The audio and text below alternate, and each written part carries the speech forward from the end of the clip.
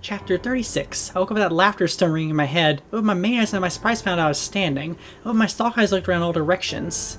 Trees, grass, a stream close by, a gentle breeze. Home?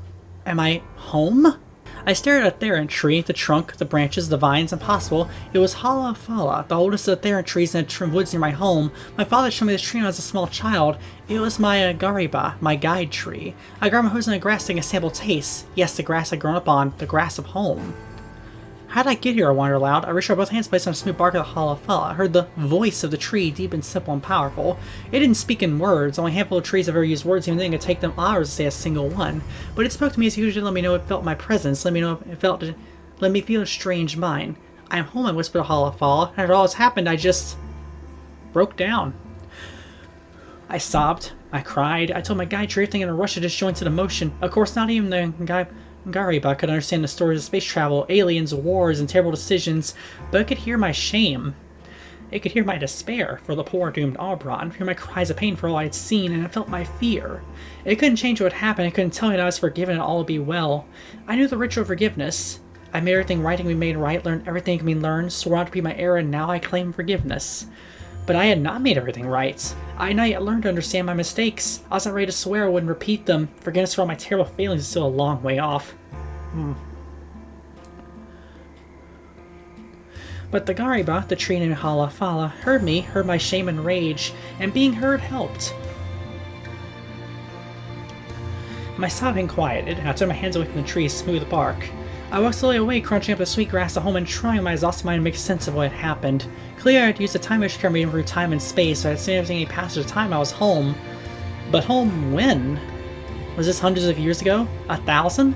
The Gariba had been alive for 7,000 years. It could be anything in that time span. I remember trying to turn a time machine to my own visions, and I guess I could see it. All these trees, all lush grass, the cat bird that fluttered by overhead, the little hoobers that jumped on springy tendrils and stared at me from their comical bulging eyes. All this was home.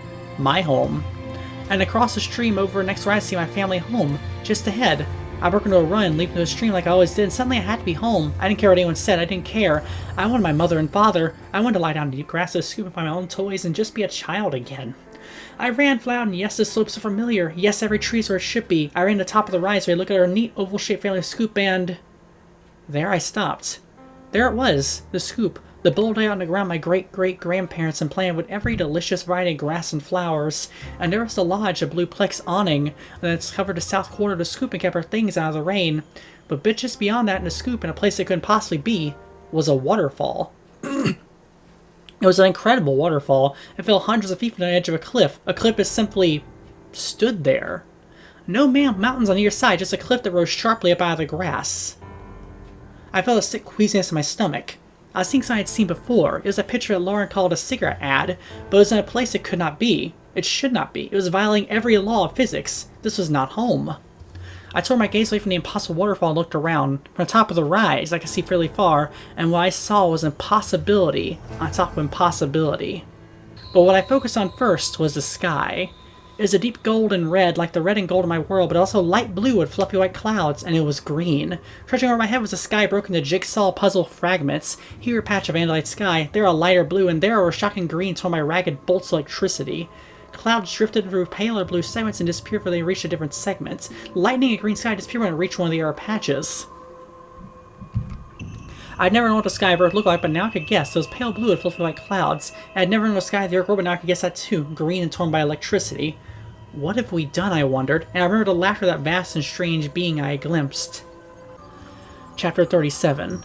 I wandered amazed and appalled for a world that made no sense. The parts that were familiar just made other parts seem stranger. My scoop was right where it should be, but no one was around. Not any other Andalite.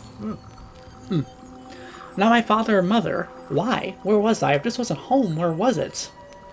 I wandered through woods and across open fields that were familiar, but then across a field I'd known all my life found a sharp line drawn. Where was I? If this wasn't home, where was it? I wandered through woods and across open fields that were familiar, but across a field I know all my life found a sharp line drawn. The grass of home stopped abruptly, on the other side everything turned brown and muddy gray, and a red so dark it was almost black.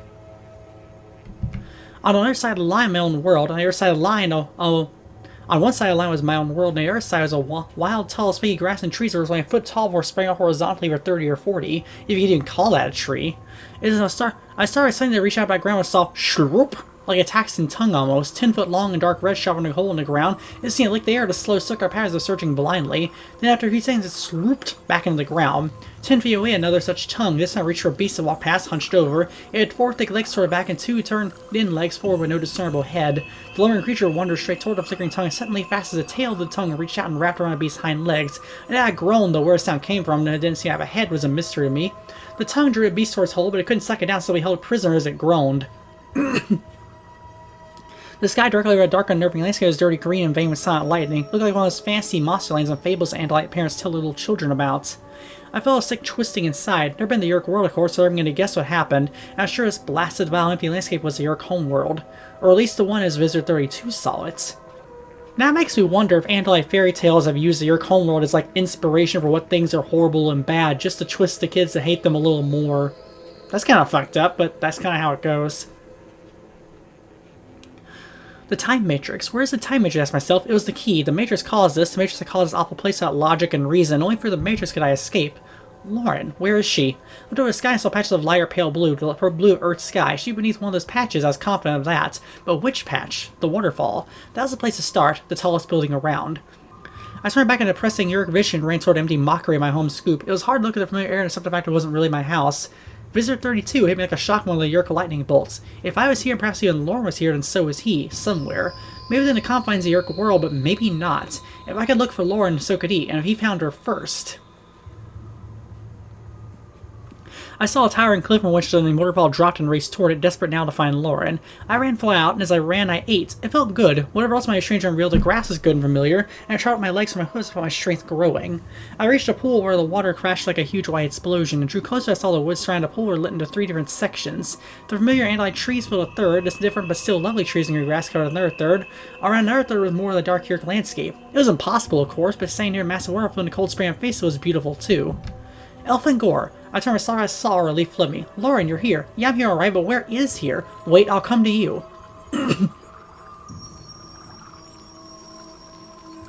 I went toward her, throwing my way through the bushes and trees. Marcia came running toward me. She threw her strong human arms on my shoulders. Even though touchings were a human thing, it wasn't so bad. I thought I was all alone here, she said. No, I am here. I could swear this was Earth when we look at the sky. It's in patches, and some of the patches were really weird. She released her hold on me after saying to her, I realized I should do the same. Have you been around at all? Shook her head. It's something humans to answer no. I woke up over there a few hundred feet back in the woods. Of course, that's like the area of the park back home. There's a park where I play softball. Yes, it would be familiar to you, and probably there are other parts, you know. Maybe we could go and look around now that we're together. She got her head side and looked at me. You're still worried, aren't you? There are 3 of us in Condo's time matrix, you, me, and Visitor 32. You twist our human lips in and grimace and look skyward. There's patches of green sky with lightning. It's because of him, isn't it? Somehow we made this place, the 3 of us. We created this place. I stared in astonishment, but there's no way she could begin to know the physics of the time matrix, and yet she reached the same conclusion I did. I laughed. Maybe she didn't comprehend the physics of the time matrix, and again, neither did I. Neither did any Andalite as far as I knew. Compared to creatures who created it, humans and Andalites are equally primitive. What do you think happened? I asked Loren. She said, you're asking me? Well, a time machine, time matrix, or whatever is not just like a car you drive for time. I think to steer you have to imagine a place and time you want to go. I think with 3 of us having different ideas of where to go, the result was part me, part you, part him. I saw that her eyes staring past me. I adjusted my sock eyes to follow the direction of her gaze, and there standing at the far side of the pool was Visitor 32, the abomination. But Visitor 32 was not standing alone.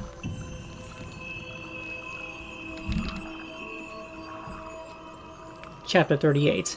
Mr. 32 stood on the bank of the pool of the Yerk zone under his own green sky. On either side was a creature like nothing I'd ever seen or imagined. They're each about 3 foot tall and 4.5 feet long. They're mostly darker yellow to irregular black spots, but the head and shoulders were deep red of the Yerk plants.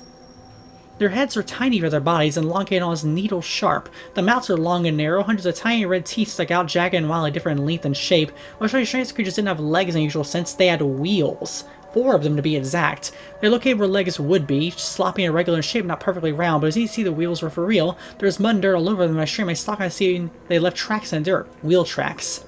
Elfangor, what are those things? I have no idea. I can't imagine an evolutionary path can see a creature with wheels. And then Visor 32 actually gave a jaunty wave of his hand.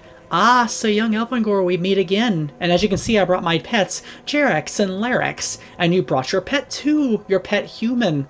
Loren looked at me, and a voice in which the 32 is sure to hear she murmured, you know, Elfangor, we understand why Andalites really dislike Yerk, so whereby they have manners of slugs.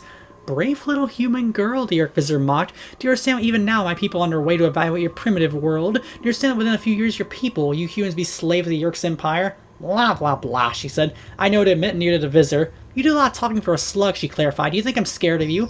Yes, I know you're scared of me. For a moment, Loren said nothing, but Lola was trembling slightly. She knelt back and plunged her hand into water and threw it. She was holding a rock.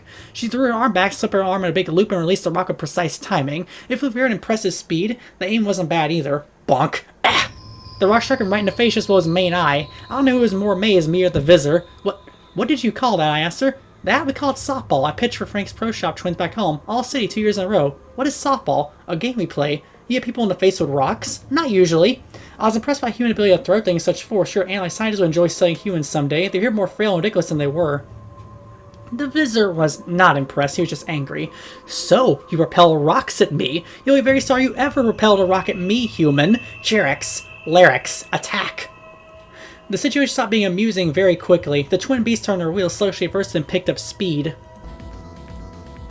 You admire my pets, Andalite. They're a species called the Mortrons. As a young lieutenant, I went on a survey party of the world as later destroyed in a somewhat nova. We thought we would make control with these Mortrons, but it didn't work out. They're simply too tiny to accommodate us, but instead brought to home as pets. All the while he talked, or blah blah blah, as Loren said, the Mortrons gave us speeds are racing around to come into the pool. They made a strange noise, faster and faster.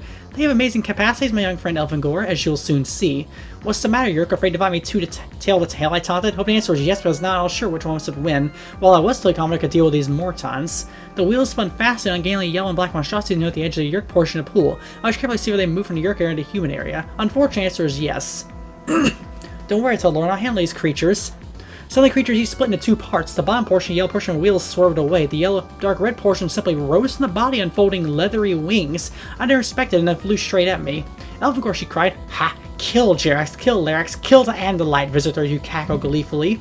The first Morton didn't know which one it was, opened its mouth, showed its rows of uneven but brutally unpleasant teeth, and powered for the air like a rocket. I dodged left and struck with my tail blade, and sliced the Morton into two chunks. The two separate pieces floated around with a wet splat. Elfangor, the other one. The second Morton used a distraction drive as bird to swoop wide and arc in behind me. That tactic would have worked on most opponents, but not an Andalite can see in all directions at once. His toothy mouth inches my neck when I struck.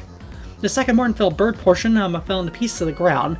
I was feeling pretty good and looked at the visitor and saw amusement in his eyes. Elfangor, look, Loren cried. I turned my stock eyes toward the ground. At an amazing speed, two bloody halves are growing. Each piece was becoming one more of a complete bird portion. The other piece is growing even further into a complete two-piece and bloody on black four-wheeled Morton. I had sliced both in half and they were becoming four of them. Are you doing the math in your head, Elfangor? The visitor cheered. They regenerate. Cut an attacking Mortron in pieces and each piece grows again to a complete one. It's a killing frenzy. It gives them an enzyme boost that makes them regenerate. Trying to kill these four and you'll have 8. Kill them and you'll have 16, 32, 64. I stared in horror as the pieces grew and grew in seconds. They'd be ready to attack you. Anything to destroy them really make more. Loren, I don't know what to do if only I had a shredder. Can you outrun them? Yes, but you can't. They're faster than you are and I won't leave you. You won't have to, maybe. How strong is your back? Never mind, must be strong enough. Of course, don't be offended, okay? Offended by what? Hold still, I'm gonna try something. She came to me and placed one hand in the back of my neck. She placed her hand on my rump by the base of my tail, and suddenly she leaned her weight on me, swung one leg up and over, came to rest straddle on my back. She sat there, one leg hanging near her side, and held her hands clasped on my neck. I saw her stock eyes fast, staring directly at her small blue human eyes. Now let's run, she said, with you on my back. We want to stay in her blank astonishment, saw a fully formed Mortron rice on the dirt. He just a few feet away and launched his bird part, the later wings propelled Jagger, ready to sharp teeth straight from my throat. Just in the time to think, she yelled, run, run! And I did, but the human girl on my back, I ran. Chapter 39. We ran, or I ran. Loren rode lightly on my back because he outran the visitor's beast, so his biological wheels were swift but not as swift as Andalite hooves. As their visitor, he chose not to give chase, at least not them, but I knew I hadn't seen the last of him. We left the Andalite portion of this new universe and ran through an increasingly strange environment. The overhead sky was blue but darkening. The woods gave way to a color nicely filled with manufactured things. The grass on my hoods became a hard gray-black substance, white stripes lined the middle. What is this thing we're on, I asked. It's a street, Loren said. What does it do? Well, remember the Mustang you're driving down around attacks in Homeworld? The streets are what Mustangs travel on. As soon as you said it, I see how sensible it was. Of course, it's the way their human cars, which is how she informed me they commonly refer to them, would not damage tasty grass. On both sides of the street where there were cars sitting. Behind the cars, further back from the street, were rectangular boxy structures. They're quite large and decorated small squares and rectangles of transparent metal. The tops were angled and covered in reddish, orange, or dark gray scales. Are these human creations? They're houses. That's what we live in. You live in them? How?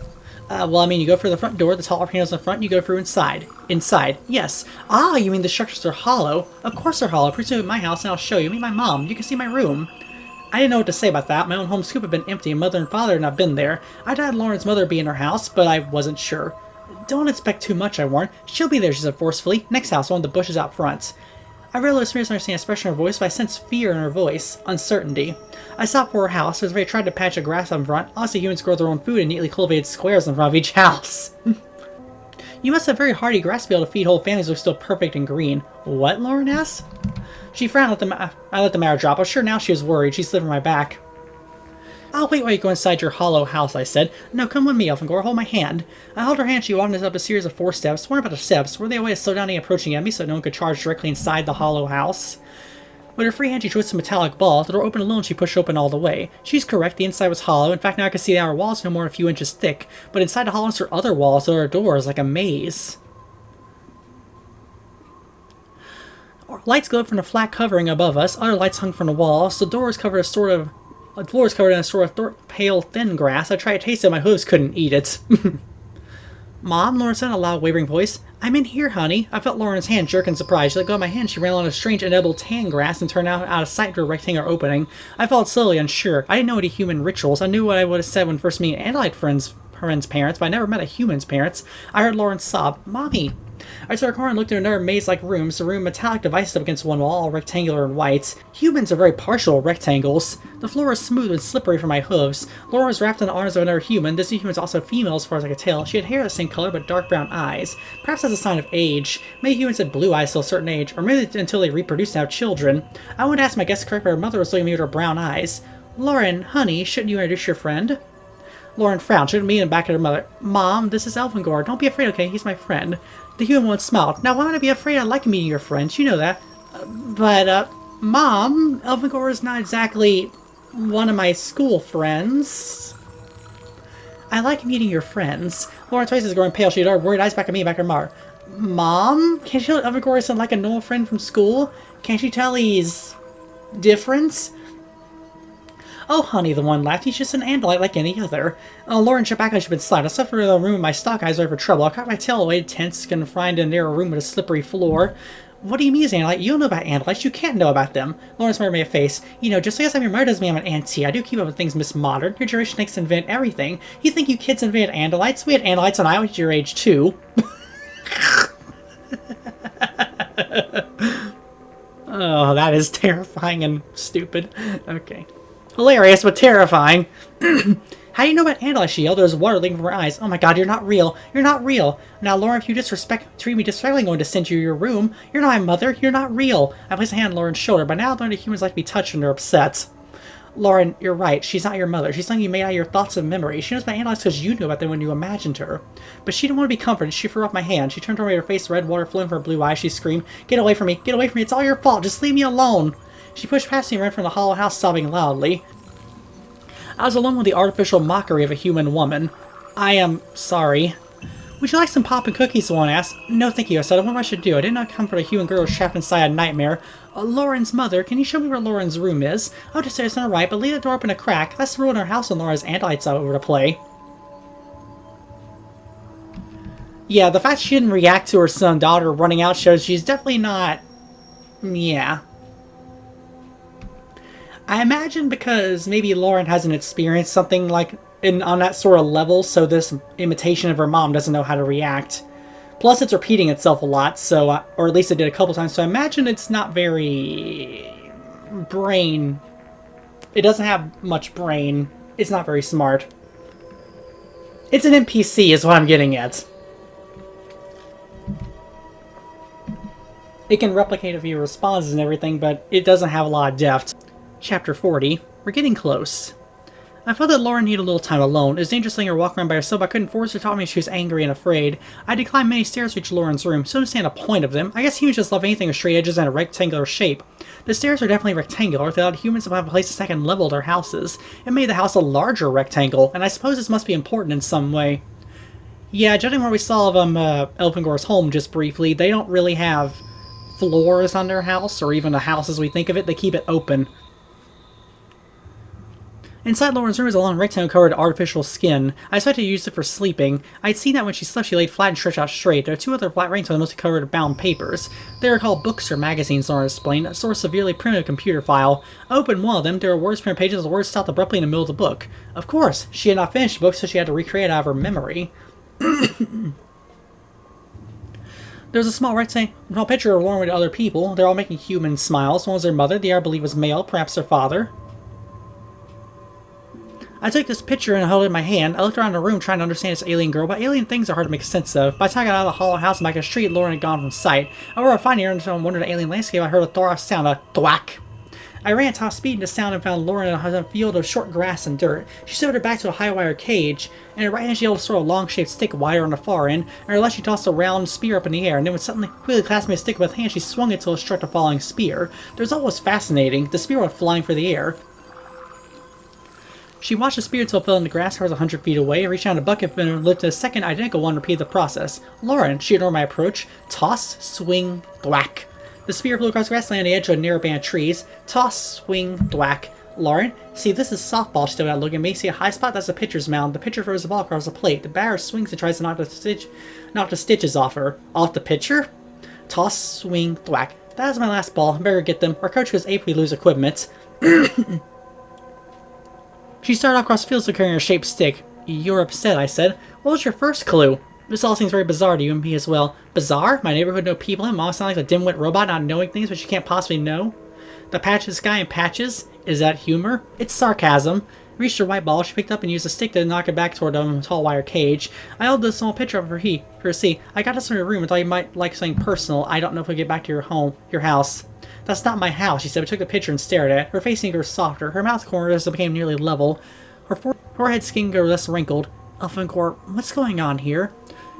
When you said what you said earlier, more or less, thinking in order to direct a time image, you need to form a mental image of where and when you want to go. We couldn't do that because there are three of us fighting for control. You, me, and Visitor 32 had ideas of where to go. You wanted your home, I wanted mine, I guess he wanted his. No one's vision is complete, so we were all freezing and suffocating in lack of air. The time image did the best it could. I thought it was supposed to be a time machine. I sighed. Some people believe there is not one universe, but many. Maybe, somehow, instead of traveling through time and space or one universe, we're supposed to create a whole new universe. When the three of us wrestle control, time image can make sense of what you're asking to do, so it created this space. Loren resumed walking toward the far edge of the field. She stooped to pick up her ball and knocked it in the direction we come from. So my mom, my mother, she's made of my memories. And even then, not all of them. She is not complete. She has bits and pieces of your memories of her. I think a more complicated thing is sending creatures are probably most likely to be incomplete. She made a snoring sound. Great universe, isn't it? That was sarcasm too? Yes, that was sarcasm too. She reached the trees and she plunged in. Look how complete the trees are. Why are the grass and trees in air like they should be? Because a person, whether it's an animal or human, is 1,000 times more complicated than a tree. I noticed Loren's not looking at me. Instead, she's staring alertly into the woods. Do you see something? No, I have a feeling is all. I have to go look. I followed her through the woods. We traveled no more than 50 feet than we reached what Loren had sensed. The trees just stopped abruptly. The sky above us stopped as well. The ground and grass all stopped, just stopped, and beyond it was pure whiteness, the blank white of zero space, nothingness. I felt awed and frightened all at once. We were standing on the edge of our tiny universe. She reached out toward the whiteness, stretching her hand out beyond the edge of the soul of vegetation, air, and sky. Her hand reached the edge and curved back on itself. It's only bit in a perfect arc where her hand was reaching back toward her own face. No, she screamed. No, no, no, no, no, no. Laura, it's only... Only what? What can I say? Comfort, I felt my own mind spinning out of control. Trying to face me, eyes wide and resh. I want to go home, Evangor. I want to go home. This place is wrong. It's wrong. I know. I feel it too. We have to get out of here. This place can't exist. I feel it. It's wrong. We have to find a time matrix. It's the only way, but we don't know where it is, and Visitor 32 will try to stop us. She was still holding the shaped stick, the softball stick. She looked me with a cold fury in her blue human eyes. I saw something there that almost scared me. She clutched the stick tightly. Let him try and stop us. Let him try.